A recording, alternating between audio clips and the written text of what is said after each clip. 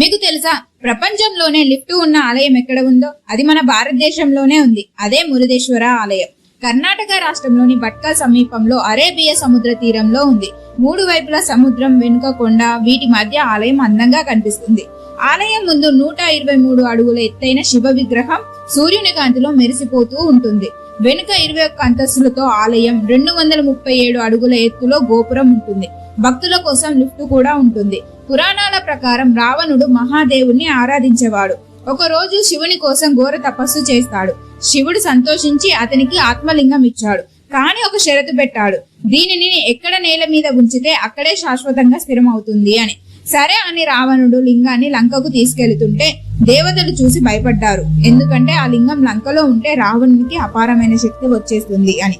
అప్పుడు గణేశుడు చిన్న బ్రాహ్మణ బాలుని వేషంలో రావణుని ముందుకు వచ్చాడు.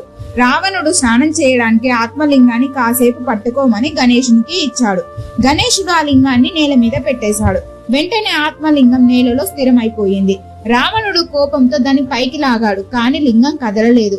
దాంతో అది ముక్కలై వేరువేరు చోట్ల పడ్డాయి. వాటిలో ఒక భాగం మురుదేశ్వరంలో పడింది. సాక్షాత్ దేవతలే వచ్చి ఆ లింగాన్ని పూజించేవారని స్థల పురాణం చెప్తుంది. అప్పటి నుండి ఇది మురుదేశ్వరంగా పిలువబడుతుంది. ఇలాంటి రహస్యాలు తెలుసు